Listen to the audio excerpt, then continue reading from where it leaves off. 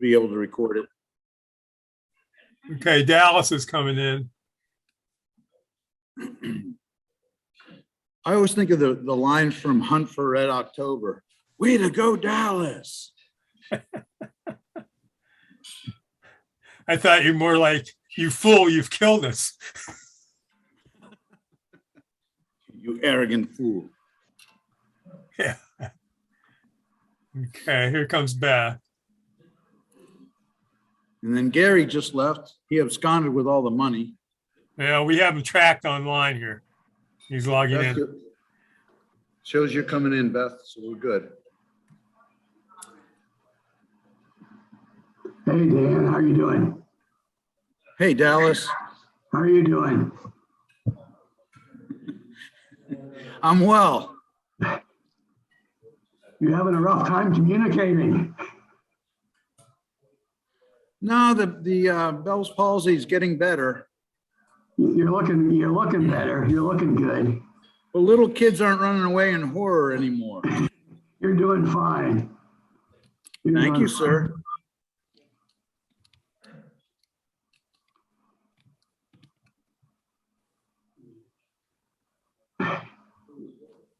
You know, without your glasses, you look like Donald Trump. Anybody ever tell you that? Need to change your hair color a little bit. It couldn't be much whiter. Still working on the left side.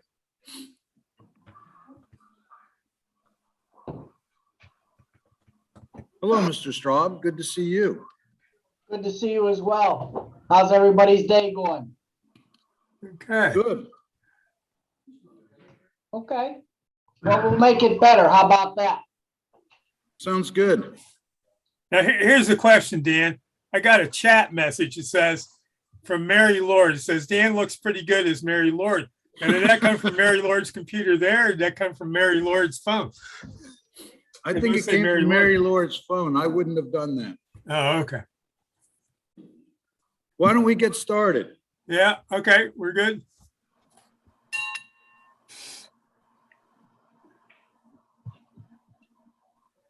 Hey, it's good to see people back in person and also online.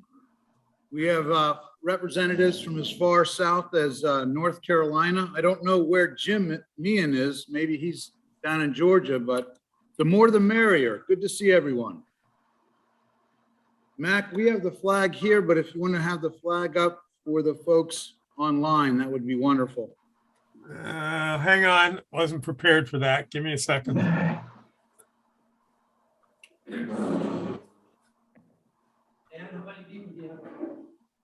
Pardon? How many people are 8.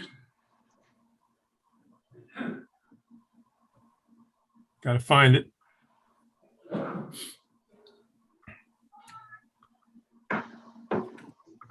Okay. I have got a flag. Hopefully you can see a flag. Yes. Flag. I pledge allegiance to the flag, The flag of the United States of America. and to the republic for which it stands, one nation, under God, indivisible, with liberty and justice for all. And the 4-way test. For those of You're you who really don't have it testing me. memorized. Sorry, Yeah, Matt. I got it too somewhere. You good? Hang on. These newfangled controls.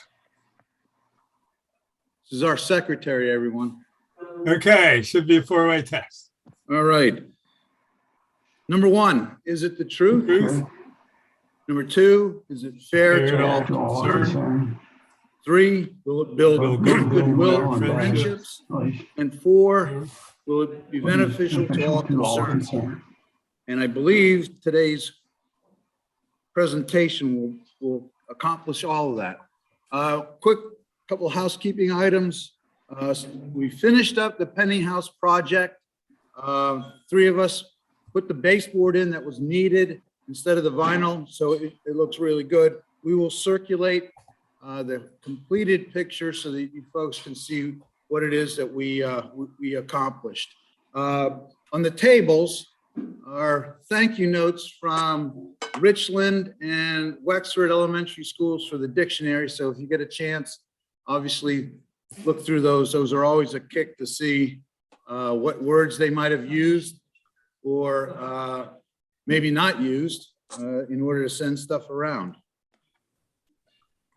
I'd like to also, unless Mary would like to, if Mary wants to jump on, not stealing her thunder, but I wanted to give you an idea of what her board looks like. Dan, you can go ahead and announce it. Do you Mary's know what given my me- board looks like? Yes, Okay. at least I won't be there to scare anybody. As we know, Mary Lord will be president next year. Tom Caveteris is president-elect. Thank you, Tom. Mac Purvis will remain as secretary. Gary is also remaining as treasurer. Seth Prentice will stay in public image, which has really worked out well with his connections at Armstrong. Amy Smith will stay as membership chair. Joe Schmidt, he knows foundation in and out. He's going to be our foundation chair once again. Roger Barna is taking over programs. I guess he's going solo, but he always has enough people to rely on, which is a good thing. Scott Ackrey is coming back onto the board. Thank you, sir. Scott will serve as club service chairman. Brandon Barg is moving to community service. Lou Sigmund will remain as international chair. Dave Hine will be taking over youth services, new generations. I'm the immediate past president, and Jim Dionis is the way long ago. I don't know how else to say it, past president. So I think that takes care of some of the housekeeping items for us. John, if you'd like to do the honors. Mr. John Grubbs.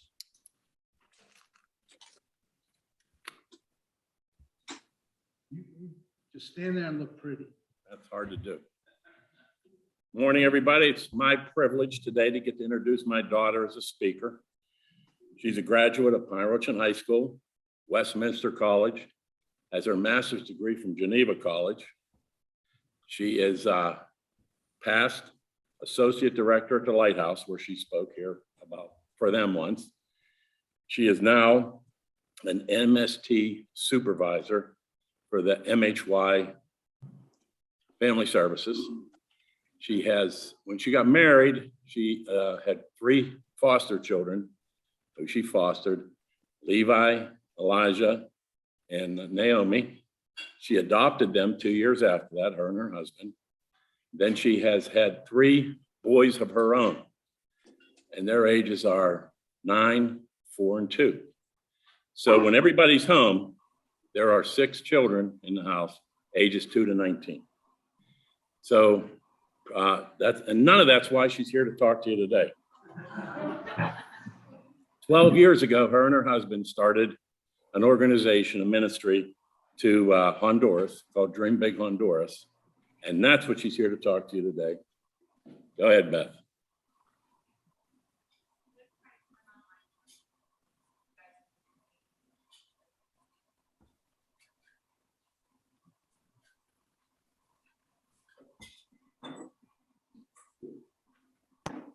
Okay, can everybody hear me Yes. on Zoom? Okay, we're good there? Okay. So thank you for having me. I really appreciate being here. The Richmar Rotary has supported our ministry in Honduras for the past 6 years, and we've certainly grown a lot since then. So just thank you for your support, your prayers, and continued partnership with us. I just wanted to give you a little bit of background because I have spoken almost every year since then about our mission. So I just wanted to give you a little bit of background about me and how we got started, and then get right into where we are today. So that's my father, and he actually raised me and my brothers in a Christian and Missionary Alliance church. And that was just a huge blessing to me to be able to be exposed to missions since birth, having missionaries in and out of our house, staying at our house, speaking at our church. And I can say without a doubt that I have clearly heard the voice of God 3 times in my life. Now, of course, there's other times where I'm like, oh, I think this is what God wants. And you pray about it and you try to discern. But I can say there are 3 times that I have clearly heard God's voice, which is just such a gift. And that's not because I'm anyone special. I literally am a hot mess. You heard my dad say that I have 6 kids. I work full time, and then we run this mission. So I am no one special. I'm failing daily, but I've had the privilege of hearing God speak to me 3 times. The first time was at Bakerstown Alliance Church when there was a missionary chalk artist there. Now you're like, okay, what the heck is that? Most people have no idea what that is. It was this missionary that tours the world and draws these amazing chalk pictures and turns the lights on and does all these amazing things just to present the gospel to people. And at the end of him talking, he said, I know there's someone here that is called to missions. And I was in 4th grade. And he gave an altar call and all this stuff. And I knew God was saying, like, you are to be a missionary someday. Now, of course, I thought that meant I was going to be living in another country. And I was preparing for that. And my dad hated that idea, and he still hates that idea. But missions looks different for every person. And for me, it has looked like mission trips over the years, being very active in other missions, being active at the lighthouse as a missionary. I even see my role at MHY Family Services as mission work, because we are taking people at their lowest and trying to equip them to be able to be safe, to be productive, and to just be okay. So that was the first time that I heard God's voice. I'm going to go out of order. The second time I heard God's voice was in the Butler County Courthouse. My dad, my mom, and I were at a meeting for the 3 kids that my parents were fostering. And it was a potential family that was thinking about adopting all 3 of the kids that I would eventually adopt. And we were in there. They weren't fully sure that they wanted to take all 3 of their siblings. They wanted to take all of them in. They had some different ideas about how to raise them. And ultimately, we also found out that we probably would never see them again, that they were going to make a clear break. And if they were to take these kids, we would not see them again. And I felt God clearly say to me, these are your kids. And at that point, I was not married to my husband. We weren't engaged. And it seemed like a wild idea. But I heard it. And God would not let that leave me or shake me. And now here we are, 10 years into our adoption. Our oldest is in college. And the 3 kids that we adopted are just wonderful blessings. I could not imagine my life without them. So that's another time. Right before we made that choice, I was dating my husband, and Joe Schmidt, who's here today, led a trip to an area in Honduras called Pilalejo. And we were doing work with the local Codapen as a part of like the Richmar Rotary Initiative. And we met the town, we fell in love with the people, and we met this woman named Grace. Grace is a Honduran American. She did very well when she lived in America. And her husband and her actually started the Spanish version of the Auto Trader magazine in Florida. So they did really well by America's standards, and then retired and moved back to this town. So Joe introduced us to Grace, and Grace took us to this school that was way off the beaten path, kind of like on the wrong side of the tracks, but there it would be the wrong side of the river. And so it was at this school that we met Nancy. Now, Nancy at this time is 6 years old. Nancy looks about 4 years old. And when it came down to actually buying her school uniform, it was a 2T, as in toddler. 6 years old, very malnourished. I instantly just like fell in love with this girl. I just like was fascinated by her. She ate her lunch. They served the kids lunch, rice, beans, and tortillas. She ate her lunch exactly in half, took the plate home, and shared the food with her family for the rest of the day. So Grace was like, oh, you should come meet her family. So we followed Nancy. This is on the trip that Joe took us on. We followed Nancy down to her house, down this path by the river, saw this house that was like basically, I think one wall was a mattress or a box spring, just this crazy house, 8 kids living in there. And we start talking to her mom, but Nancy is nowhere to be found. We don't know where Nancy went. So I'm going to try to share my screen to show you when the next time I heard God's voice clearly happened. Let's see if it works. Can you guys see my screen? Okay.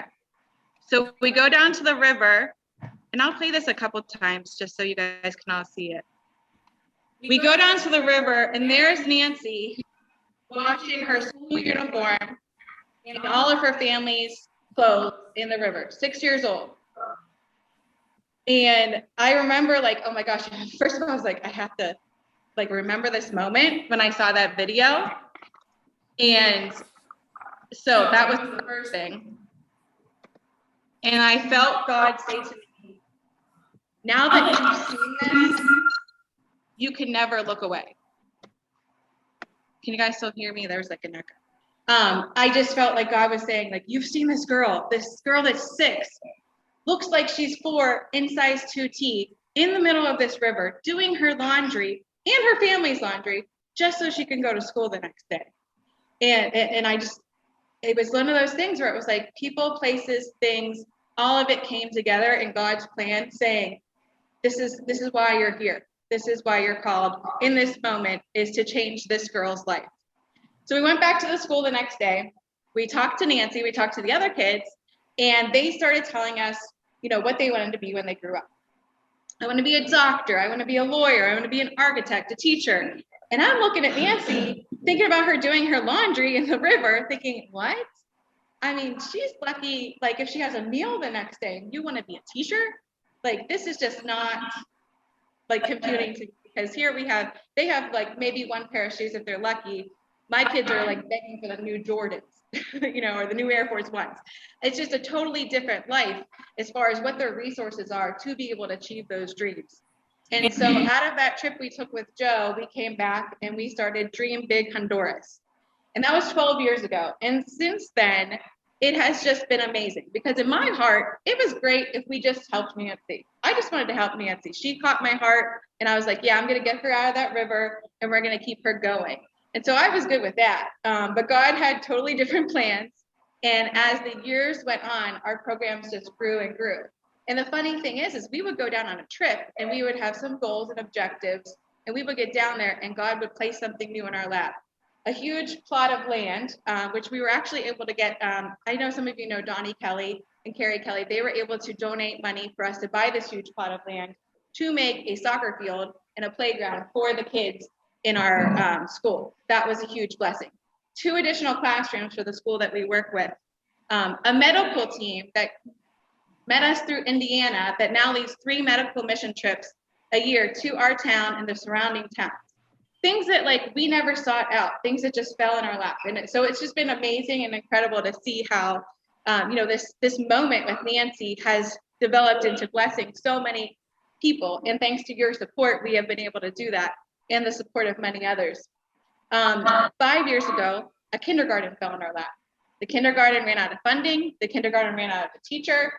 And the government came to us and said, will you take over this kindergarten?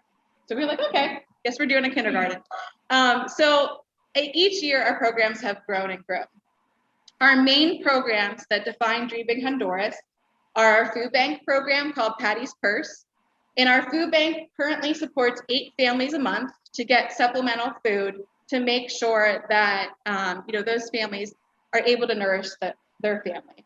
That family has sustained Nancy. Nancy is now 8, or that program has sustained Nancy. She's now 18.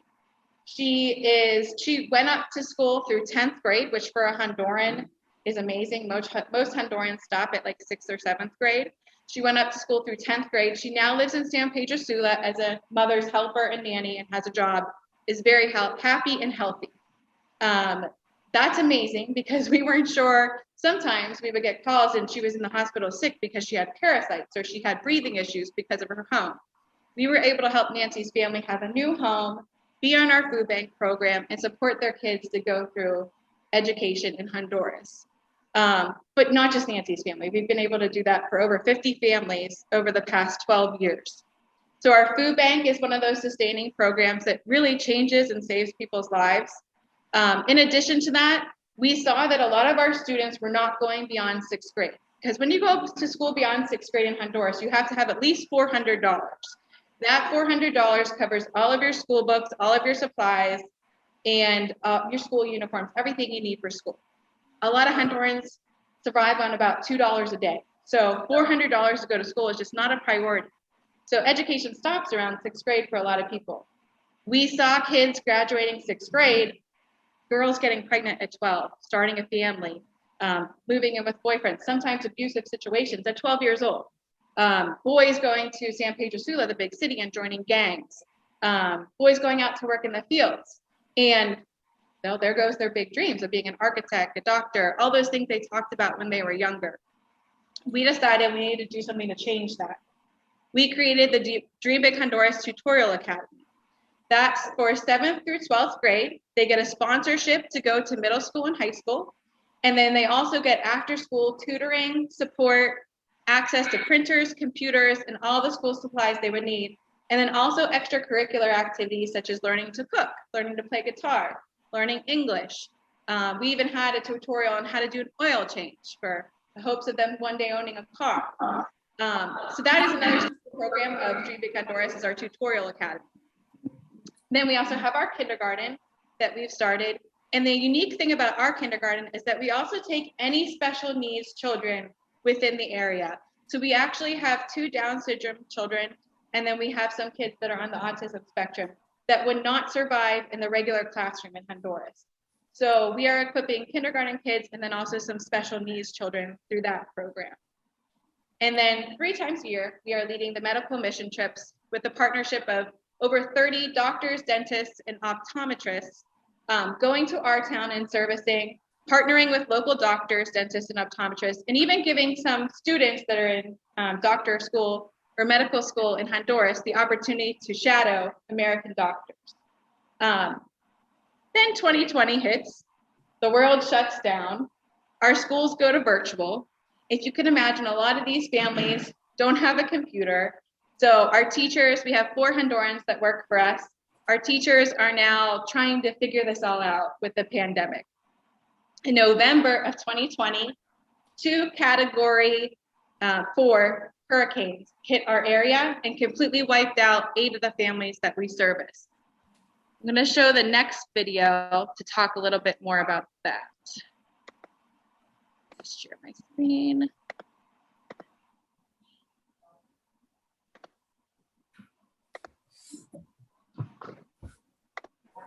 Okay.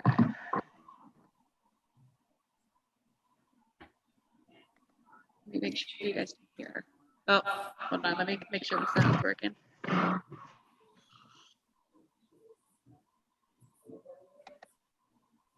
Could you guys online hear the video? Let's see. No. Oh, there you go. Hold on. No. Oh, this might be harder to get up than I thought.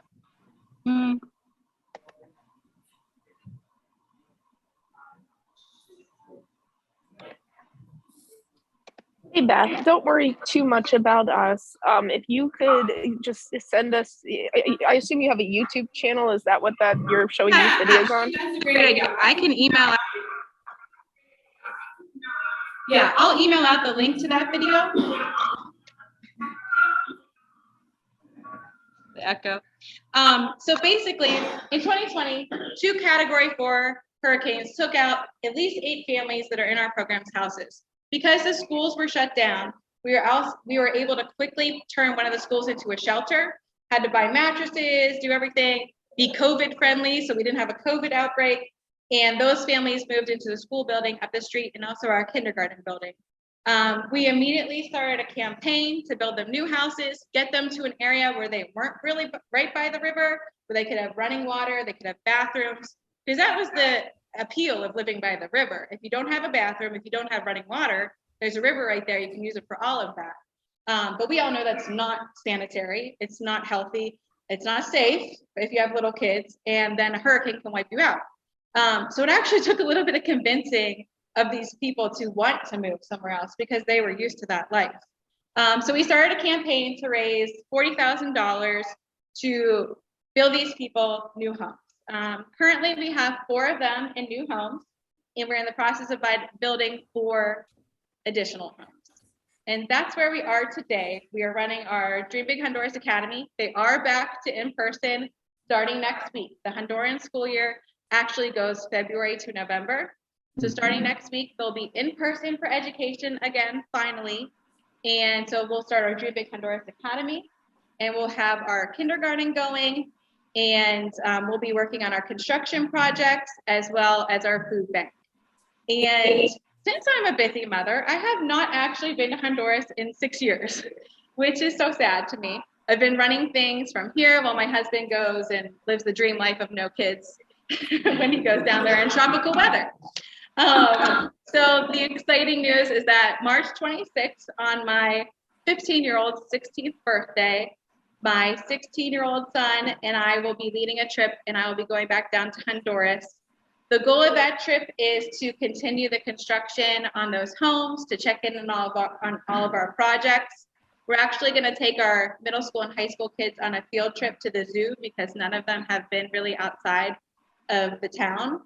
And we are going to sit down with our leaders and come up with a 5-year strategic plan that is totally the Hondurans' vision for what they want to do.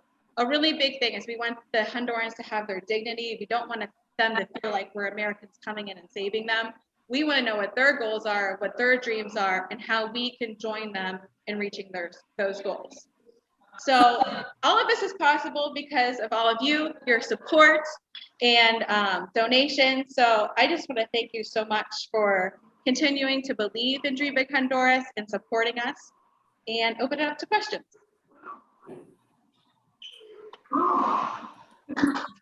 Absolutely. Let me see if there are any questions from online.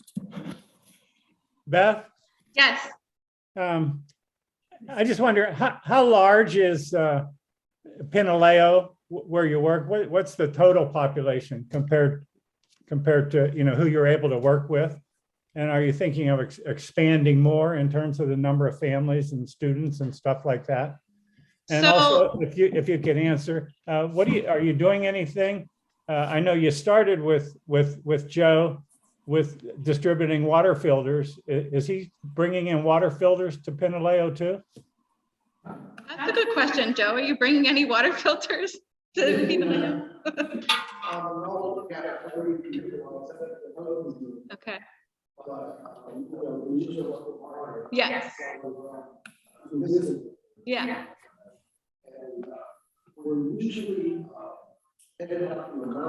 Right.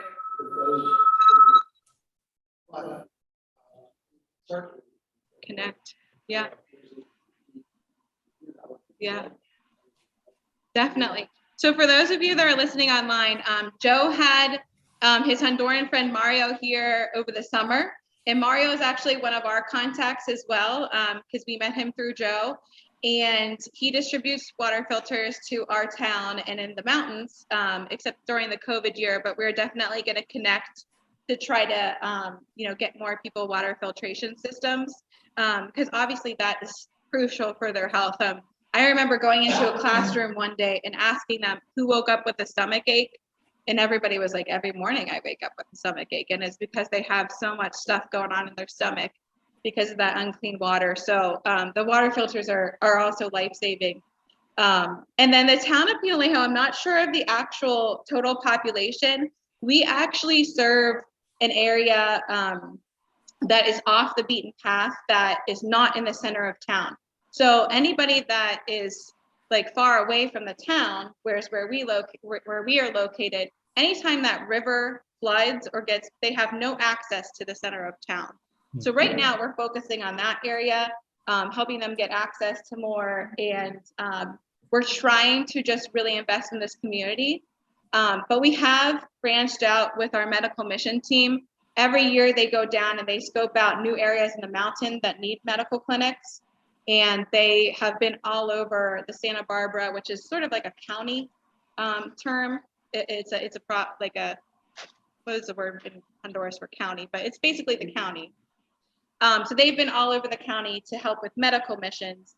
And then we also have been partnering with a orphanage in Kimistan, which is the next town over, to help them with some of their programs as well. Great, thank you. Yep. Any other questions? Yes, So the pinwheel layer, yes. they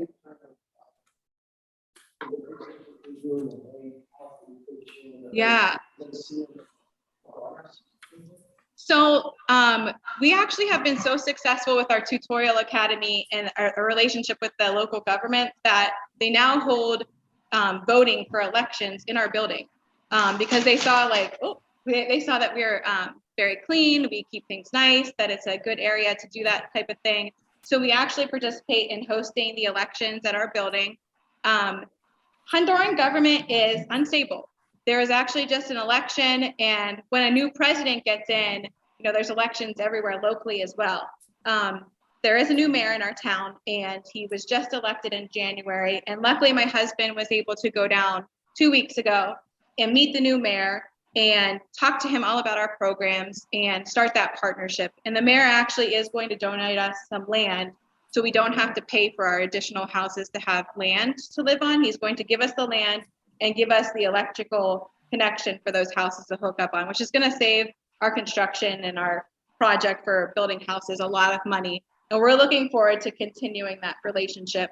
We also have a relationship with 3 local doctors that are in our town to make sure anything we're doing in our clinics is followed up for and approved by the local doctor, because a medical clinic can go in there and do something and it can mean nothing for the sustainability of that because there's no local follow-up or care, or it doesn't meet the needs of the Hondurans.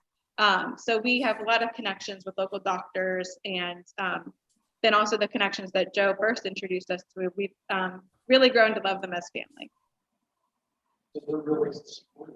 Yes. Yeah. We showed a picture of the Right.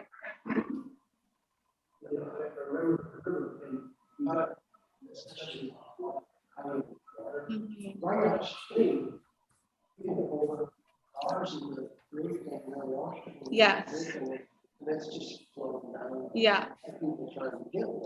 Yes. The river is life in Honduras. You're washing your car in the river, you're washing your clothes in the river, you're going to the bathroom in the river, you're getting your food you cook with in the river. So when you think about clean water, I mean, that river, it does flow, but it's not what you want to be doing any of those things with, really. So it was horrible for them to lose their homes, but to get them into a new place where they're going to have running water, hopefully that they can get a filter with, and they're going to have a shower and a toilet. I mean, it's a huge blessing to be able to help the Hondurans have that life. Yeah. Just curious.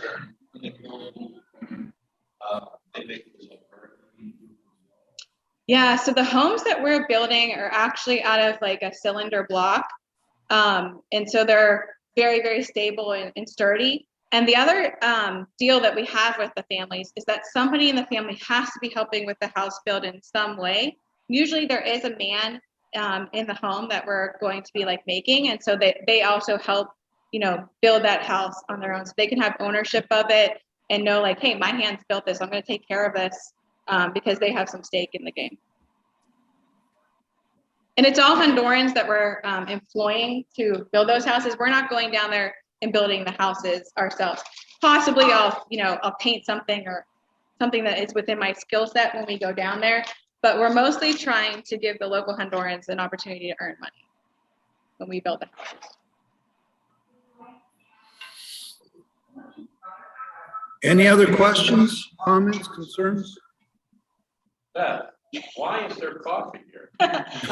So we actually partner with an amazing coffee farmer there, and we buy the coffee from him and then we sell it to support our mission. It's one of our income streams to support our projects. It is totally a donation per bag. The suggested value is $10, but I've actually seen Honduran coffee for sale at Starbucks for like 18, which is crazy because mine's way better. So if anyone wants coffee, you're more than willing to take some today. And I will say it is addictive. I don't know if there's a little cocaine. No, I'm just kidding. There's nothing laced in it. It's just very addictive coffee and life-saving for me with my crazy life. Fantastic. Beth, thanks so much. Really appreciate it. Next week, in person and hybrid once again.